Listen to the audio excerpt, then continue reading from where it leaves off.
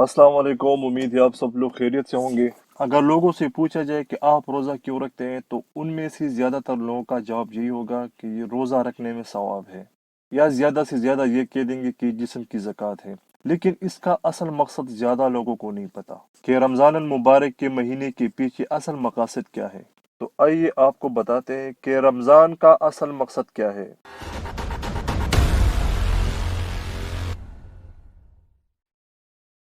वैसे तो हर इंसान की फितरत एक दूसरे से अलग होती है। कोई फितरतन नेक होता है तो किसी की आदतें खराब होती है। लेकिन इसके बावजूद हमारी फितरत पर हमारे आसपास के माहौल का बहुत ज़्यादा असर होता है।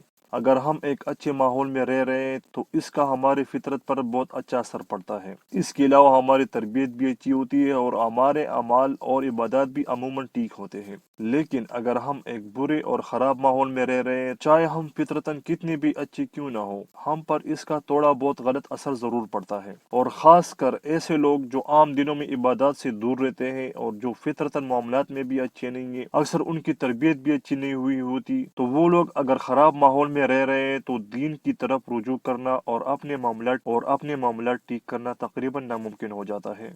ऐसे लोग साल के 11 महीने सिर्फ दुनियावी मामलात में मसरूफ रहने की वजह से अपने दीन और मजहब को वक्त नहीं दे पाते और वो अपने दीन से और भी दूर हो जाता है। जिसकी वजह एक ये भी होती है कि आम दिनों में शैतान भी हमारे अंदर मौजूद होता है। वो भी अपनी तरफ से हमें बहकाने की कोशिश करता है और नेक काम करने से दूर रखने की कोशिश करता है। जबकि आपके मामलात तभी ठीक होंगे जब आप अपने दीन के करीब होंगे। तो इसीलिए अल्लाह ने मुसलमानों को एक मौका देने के लिए रमजान का मुबारक महीना भेजा और कहा कि 11 महीने तुमने अपनी मर्जी से गुजार लिए, अब ये एक महीना मेरी मर्जी पर गुजार कर देखो। और हमारी आसानी के लिए शैतानों को भी कैद कर लिया जाता है ताकि शैतान अपनी तरफ से हमें बेकाने की कोशिश ना कर सके। साल में सिर्फ एक महीना ऐसा आता है जिसमें हमें अल्लाह और दीन के करीब होने का मौका मिलता है। रमजान का अवलीन मकसद हमें एक ऐसा माहौल देना है जिससे हम दीन और अच्छे कामों की तरफ राग़िब हो सके।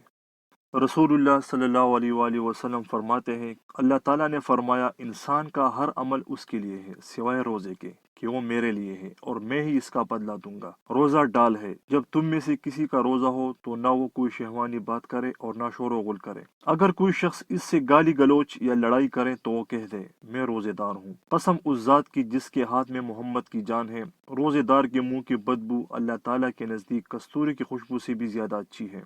इसीलिए वो लोग जो आम दिनों में गाली गलौज करते हैं, झूठ बोलते हैं और फाश गुफ्तगू करते हैं या लड़ाई झगड़े करते हैं, उनको इस सब कामों से रमजान में बचने की खास तलकीन की जाती है ताकि एक ऐसा माहौल बन जाए कि हर तरफ लोग सिर्फ इबादत पर तवज्जो दें और आपकी सही तरबियत भी हो। उनको इससे बचने का आसान तरीका भी बताया गया है। अगर कोई शख्स आपके साथ कोई गलत गुफ्तगू करे या लड़ाई झगड़ा करना चाहे तो आप उन्हें कह दें कि मैं रोजे से हूँ। तो रमजान का असल मकसद मुसलमानों को एक ऐसा माहौल देना है जिससे उसकी अच्छी तरबियत हो सके ताकि इबादत करने के साथ साथ उसकी अपनी तरबियत भी हो सके। और ऐसे माहौल में आप जितनी देर रहेंगे उतनी ही ज्यादा आप दीन और अच्छे कामों की तरफ राग़िब होंगे और उतनी ज्यादा मस्बत तब्दीलियां आप में आएंगी।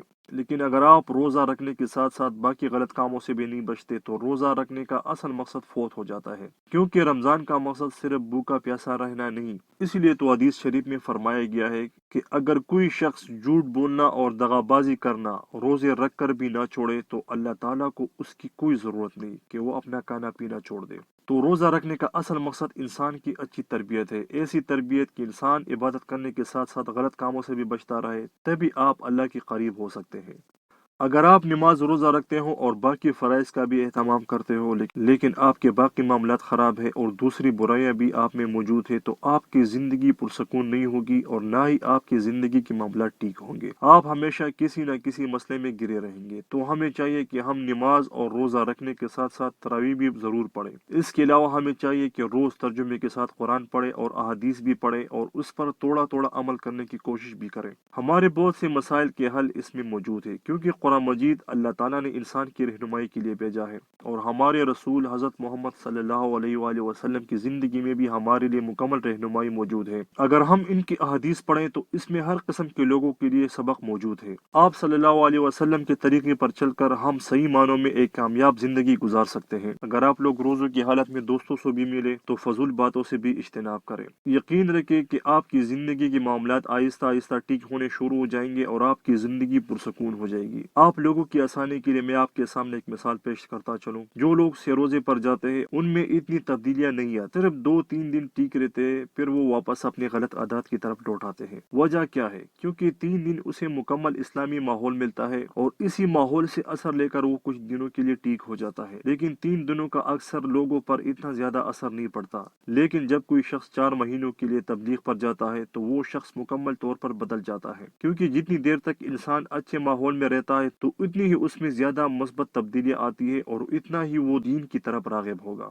لیکن افسوس کی بات یہ ہے کہ زیادہ تر مسلمان رمضان المبارک کے اس فلسفے سے ناواقف ہیں۔ وہ صرف روزہ رکھتے ہیں اور زیادہ سے زیادہ نماز پڑھ لیتے ہیں، لیکن اکثر وہ اپنے آپ کو دوسرے فضول کاموں میں مصروف کر لیتے ہیں، جیسا کہ گیمز کھیلنا، ڈرامے وغیرہ دیکھنا، یا وہ سارا دن سوتے رہتے ہیں۔ اس لیے تو ہماری زندگی میں تبدیلی نہیں آتی، ہماری زندگی میں سکون نہیں ہوتا اور نہ ہی حقیقی معنوں میں ہمیں زندگی میں کامیابی نصیب ہوتی ہے۔ سحری اور افطاری کے وقت بھی زیادہ کھانے سے گریز کریں، کوشش کریں کہ کھانا کم کھائیں، کیونکہ روزہ رکھنے اور کم کھانے سے نفس کنٹرول رہتا ہے، اور یہی نفس اگر کنٹرول میں نہ ہو تو یہ تمام برائیوں کی جڑ بن جاتا ہے۔ روزہ اس لیے بھی رکھوایا جاتا ہے کیونکہ بھوک سے نفس کمزور پڑ جاتا ہے اور ہمارا دل عبادات اور اچھی کاموں کی طرف آسانی سے مائل ہو جاتا ہے اور غلط کاموں سے بھی دور رہتے ہیں۔ آپ صلی اللہ علیہ وسلم فرماتے ہیں، نفلی روزے دار اپنے نفس کا خود امیر ہوتا ہے۔ اس کے علاوہ روزہ رکھنے سے انسان میں صبر بھی آ جاتا ہے، اسی لیے رمضان کو صبر کا مہینہ بھی کہا گیا ہے۔ آپ صلی اللہ علیہ وسلم فرماتے ہیں کہ روزہ نصف صبر ہے۔ ہمارے معاملات زیادہ تر اسی لیے بھی خراب ہو جاتے ہیں کیونکہ ہم صبر نہیں کرتے، اور اپنے آپ میں صبر پیدا کرنے کے لیے روزہ رکھنے سے کوئی بھی دوسرا افضل طریقہ نہیں ہے۔ روزہ رکھنے سے شہوت بھی کنٹرول ہوتی ہے۔ رسول اللہ صلی اللہ علیہ وسلم ایک حدیث میں فرماتے ہیں،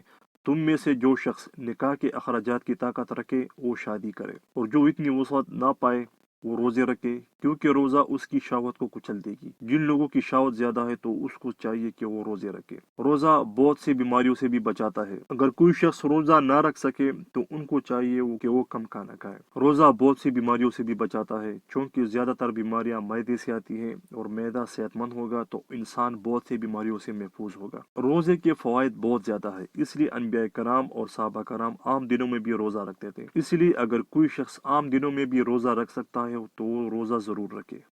اگر آپ لوگوں کو میری ویڈیو پسند آئی ہو اور مزید اس طرح کی ویڈیوز دیکھنا چاہتے ہیں تو میرے چینل کو سبسکرائب کریں اور ساتھ میں بیل آئیکن بھی دبا دیں، تاکہ آپ لوگوں کو میری ہر آنے والی ویڈیو کی نوٹیفیکیشن مل سکے۔